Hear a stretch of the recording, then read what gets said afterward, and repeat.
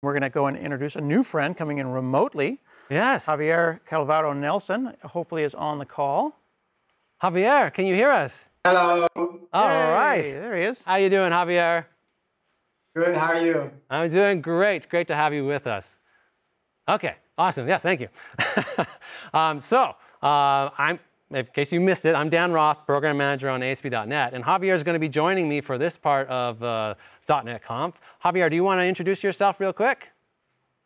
Sure. Hello, everyone. I'm Javier. I'm a software engineer in the ASP.NET Core team. Fantastic. Javier, also, I'm going to embarrass him for a moment. Javier is in Spain, and a few weeks ago, I had the opportunity of watching Javier make Spanish paella. He teach it how to make Spanish paella for charity, and I have never felt so hungry in my life. Like, the dish just looked absolutely amazing. He's an amazing chef. Great job, Javier. Thank you, Dan. So in this topic, don't tell Valencians that I made paella because they will not believe me. They will say that's not paella. Fair enough. So in this talk, what we're going to talk about is all the improvements for doing Blazor component authoring in .NET 6. So Blazor apps are built out of reusable UI components. These components are built using open standards, HTML, CSS, and C# instead of JavaScript.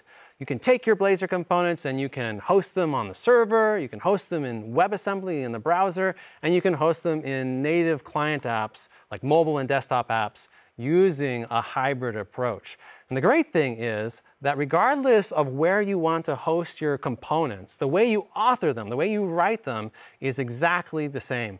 The ability to reuse Blazor components across all of your applications makes building UI way more productive. Now, there are Blazor component libraries that are offered by all the major control vendors. They have everything from grids to charts to tab views, anything you need to build a beautiful modern web UI. There's also a really active Blazor open source ecosystem that has built all sorts of things, Blazor component libraries, test frameworks, tools. You can find all sorts of Blazor open source projects by consulting the Awesome Blazor repo at aka.ms/awesomeblazor. Now, I've also got to give a shout out to an announcement that Scott Hunter made in the keynote. There are now Blazor Fluent UI components. This was an effort by the Fluent UI team where they provide now 40+ Blazor components based on the official Microsoft Fluent UI web components. These components are fully accessible, they support light mode, they support dark mode, and they support the latest Fluent UI visuals for Windows 11. And you can integrate these Blazor components right into your existing ASP.NET Core and Blazor applications. To learn more about them, go check out the Blazor Fluent UI components at aka.ms/BlazorFluentUI. Now, if you're a component author, there's a bunch of new improvements for you in .NET 6. Running component libraries, components. How can we do this better? Well, in .NET 6, you now have support for required component parameters. It makes it easier for your users to figure out what they need to pass to your components. You can now have child components infer their generic type parameters from ancestor components. This can be really useful when you have an elaborate component hierarchy that are generic and they need to orchestrate and collaborate on data. You can now define your generic type constraints directly in your Razor files. And then we have a bunch of improvements around JavaScript libraries when you're doing JavaScript interop. You can define JavaScript modules per component to sit alongside your component code and maybe its component-specific CSS styles. We have new support for JavaScript Initializers, which is a way to define initialization logic that will run before or right after your Blazor app has loaded. We also have experimental support for integrating JavaScript build processes into your existing .NET or Razor class libraries. So we're going to take a look at these new features right now.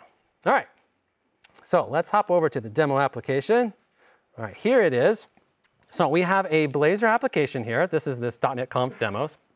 And then we have a Razor class library that contains all of our next-gen Blazor components implemented with .NET 6. Let's go ahead and run this to see what this looks like.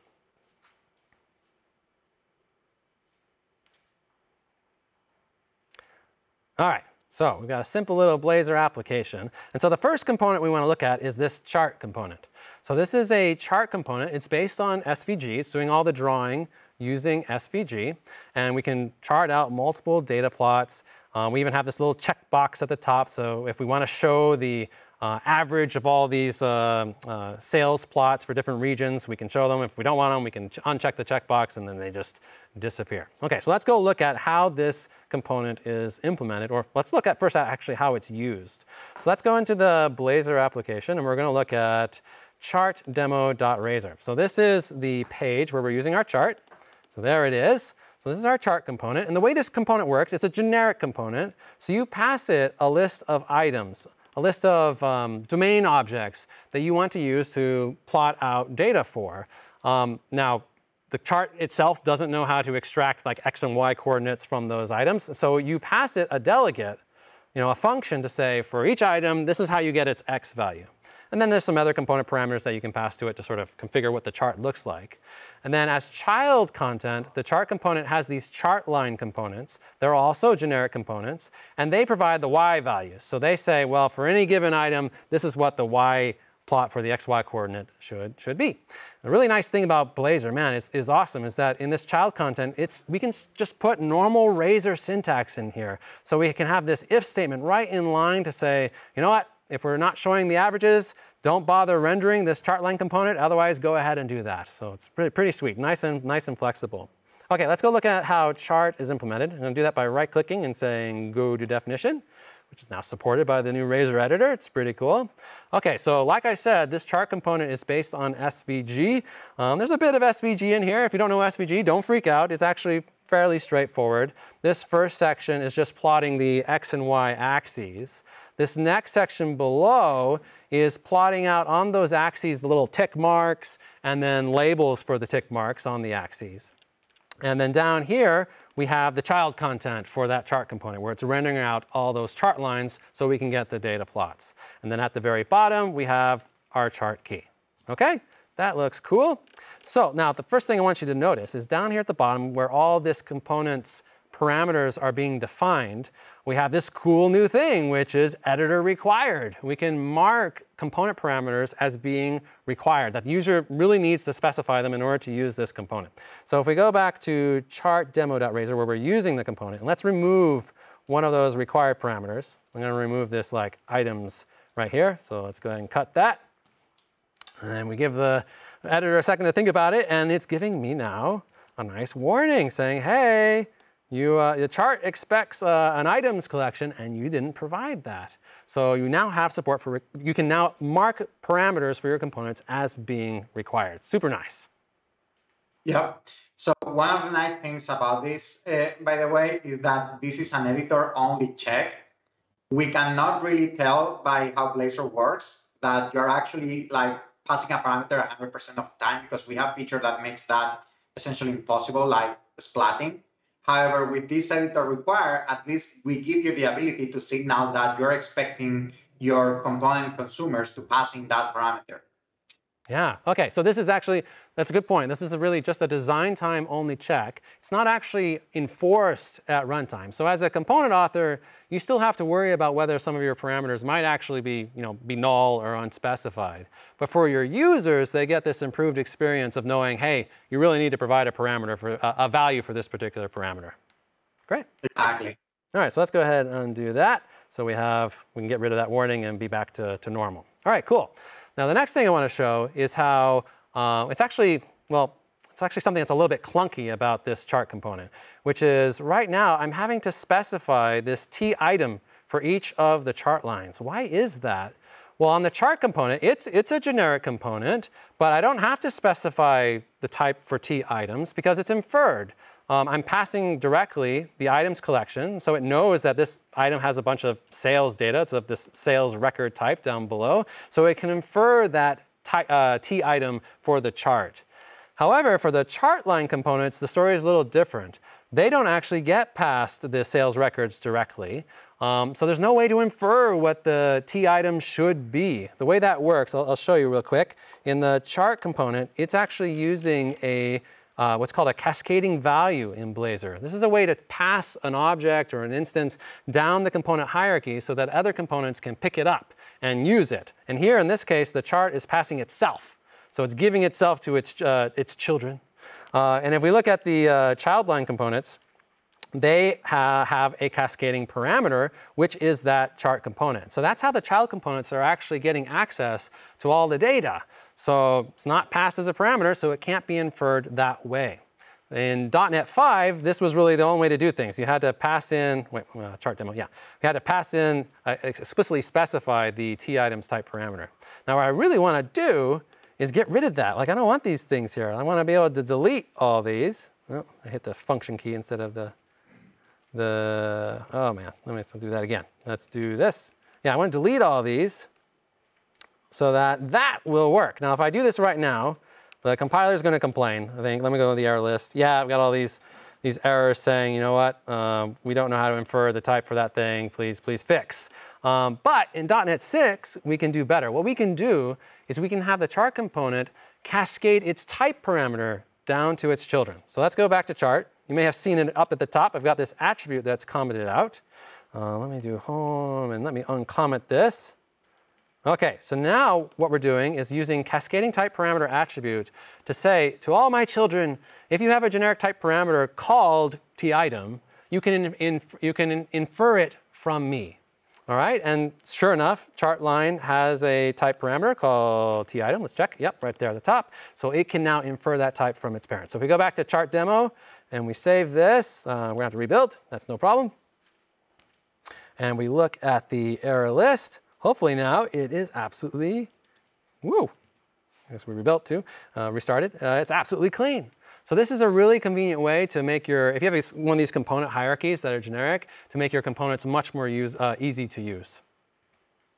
Awesome. That's actually much nicer. And the really nice thing about this is that if you're a library author, you can now make your component much simpler to consume for all your developers using your components. I think a really common case for this is if you're like building a grid.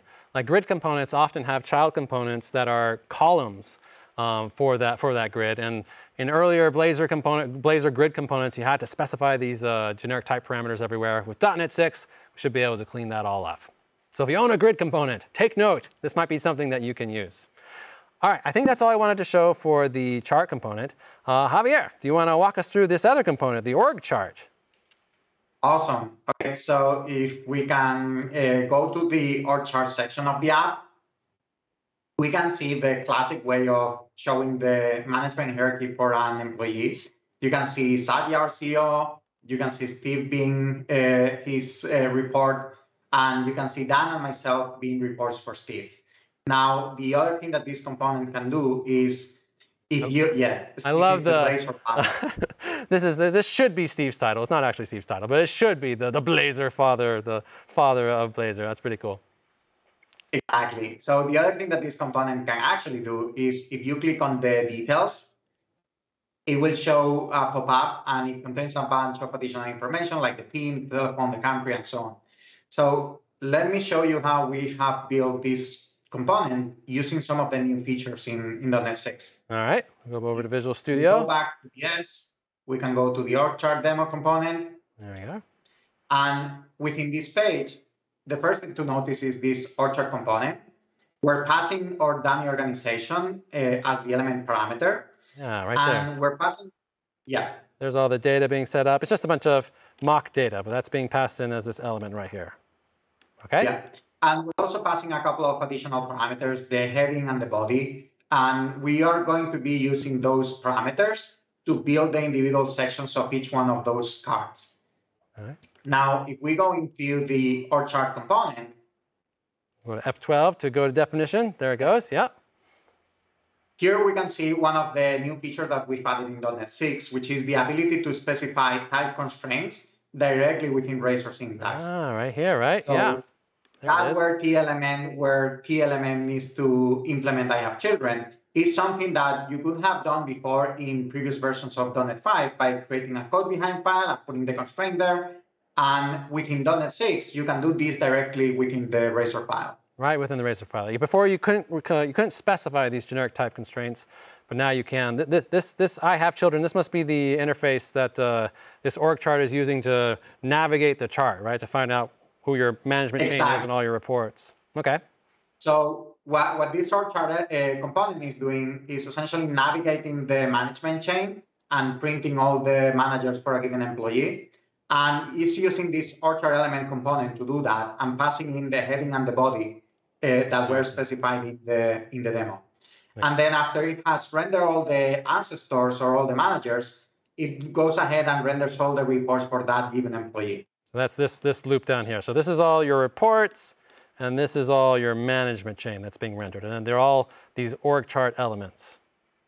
Exactly. So now if we go to the org chart element component, as I mentioned, you can see how we're using the heading and the body parameters to render the individual sections of each one of those tags. And we're also rendering the details button that allows us to show the details. Now, to show the details, we're using the Fluent dialog web component. Ooh, fancy. Yeah. And we could, of course, have used the Blazor Fluent library. However, for this demo, we wanted to show you some of the more advanced JavaScript features that we've built into Razor class libraries, and we chose to use the web components directly. So this is just like a standard custom element, right? Like this is the Fluent UI web component being used in a Blazor app. You know, what I think is really cool about that is it's just open web standards, right? Like any web component you can just use from your Blazor application. It's pretty cool. Exactly. So the other thing to note is if we go and in the Solution Explorer and we expand the org chart component. Let me the org chart element component, this guy here? Yeah, the org chart element component. Yeah. You can see one of the new features that we've added in .NET 6, which is the ability to collocate your JavaScript file alongside with your Razor files. Oh. So that org chart.razor.js file, if we go to the code behind class, org chart element razor.cs, when we look at the uninitialized method, you can see that we are loading that file via an import statement as if it was part of the www root folder of the Razor class library. So by having that name and being in that place, it's basically addressable. Like it's kind of like part of your set of static web assets. Okay. Now, if you look a bit below on render async, you can see how we are using the car module to invoke the open dialog function within that module.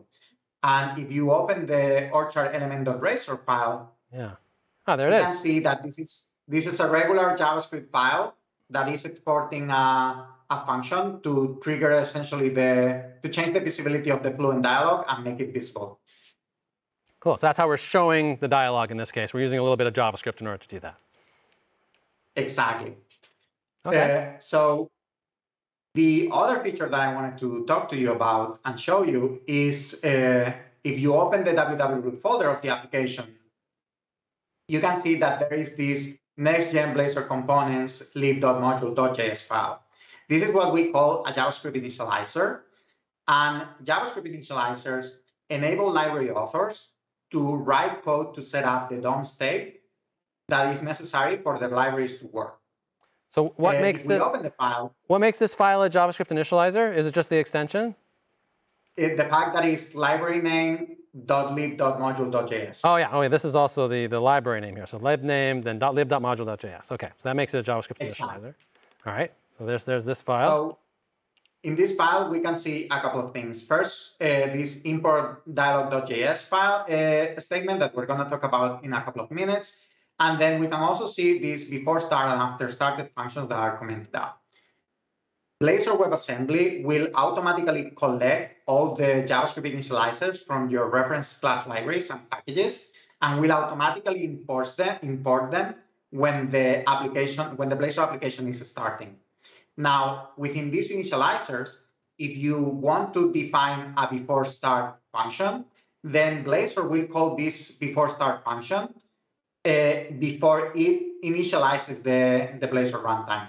This allows you to customize things like the SignalR options for Blazor server, or how the Blazor WebAssembly Bootstrap application is bootstrapped. and also things like the logging in the browser and things like that. In addition to that, if you write if you export an after started function, then Blazor will call that function right after it has initialized the Blazor runtime. And that essentially allows you to do things like set up custom events within libraries or render JavaScript root components and things like that. Oh, that's now, the last thing I want to say about this is that while we focus here on Blazor, this is actually not a Blazor-specific feature. You can also use modules and initializers within MVC or Razor Pages applications. The only two things that are special to Blazor are the fact that Blazor will load the initializers automatically, and these before and after started functions that it will also invoke automatically. If you have this on an MVC app or on a Razor Pages app, you can load the modules directly using a script tag within your markup. I see. So the handling of JavaScript initializers is really a ASP.NET Core feature. And then on top of that, Blazor has some customizations where it will like call these specific functions and actually even automatically load the file for you. Exactly. Okay, that makes sense. So if you want to do a similar thing within your application, it's very easy. Cool. Okay. Awesome.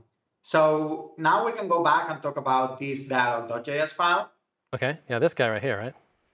Yeah. As you can see, there is no dialog.js anywhere to be found within the www root folder of your app. It's missing. And the reason for that, the reason for that is because over the past couple of years, we've realized that integrating JavaScript pipelines within the rest of your .NET build is kind of hard to get right. And we wanted to make that experience simpler. We created a package and published a package a couple of weeks ago that makes this experience much simpler. And while it didn't make into 6.0, we have an experimental package that you can use. And it's something where we are actually looking for feedback to make into a feature in a future release. So that's this guy right here, right? In this CS-Proc file, you can see this Microsoft SP.NET Core Client Assets package. And this brings in a bunch of build assets that make sure of three things. One, that we're able to call your JavaScript toolchain at the right time. Second, that we're able to identify the outputs of that build. And third, that we're able to make those outputs appear as if they were part of your www root folder. And we've, by default, optimized this package to work with NPM and Webpack. However, it's completely possible for you to change and use a different package manager like Yarn, or use a different build tool like Rollup or ESBuild, or whatever your tool of choice is. So I know before some Blazor folks get offended, right? I know some people come to Blazor because they're like, but I didn't want to write JavaScript. I thought the whole point of Blazor was I get to write C#. This is for people that actually do have some JavaScript code in their app, that they're using existing libraries or they're integrating with some piece of code they already have. This infrastructure lets them set up a normal JavaScript build pipeline in their Blazor app so they can use both technologies together. Exactly. Cool. OK, that makes sense. So we got the package. So let me show you a bit how this works. Within the Solution Explorer, you can see this assets folder. Yeah. Oh, there it is. OK. And that's where by convention we will put these assets. You can change it. And in here, you can see three files. You can see this dialog.js file, which we're not going to look into. We can see the rollup config, which we're also going to avoid for now. And you can see this package.json, which we're going to look at. So if you open it, I assume dialog.json, that's just our code for loading up the Fluent UI dialog component, right? That's exactly. Yeah. So if you let me explain this, we have the Fluent UI web components that we bring in the dependencies. And we have the rollup packages that we bring as developer dependencies. Now, what we're trying to do here is we're trying to create a minimal version of the Fluent UI web components library that only has the code required to render that dialog element. So dialog.js contains all the code to do that. And what is interesting here is the script section.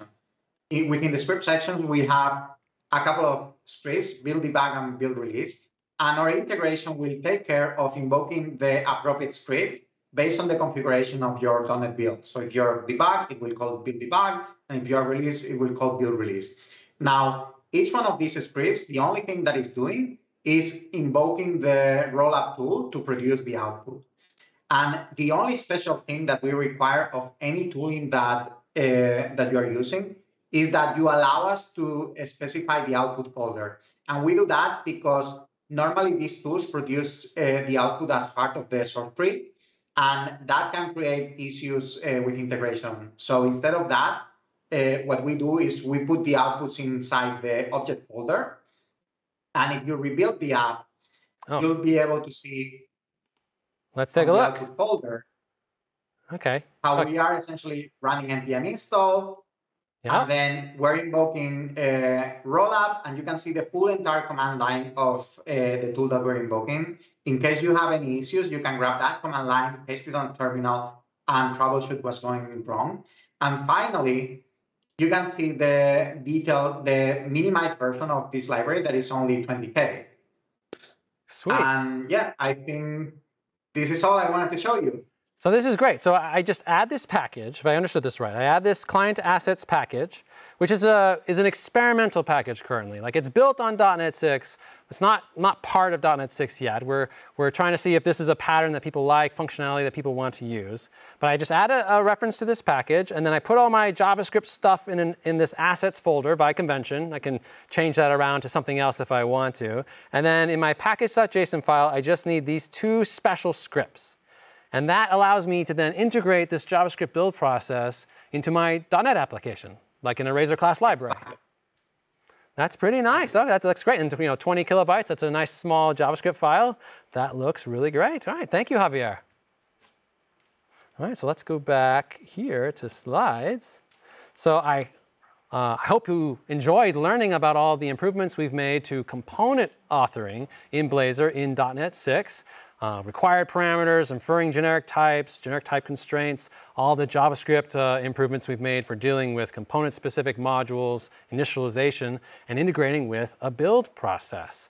Here's a couple of additional resources that you might want to check out. We have a whole blog post about that package, the Microsoft ASP.NET Core Client Assets package on the .NET blog. It will walk you through all the details about how it's built.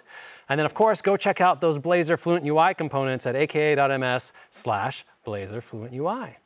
And with that, I think we're happy to stick around for a couple questions. Hello, Scott and Jamie, you're back. Hello, we're back. Hello, Yes. hello. Yeah, you're the hardest working fella in show business right now. I know, you're running the show. Why did you Javier did all the hard work on that one. I was just here to be a pretty face.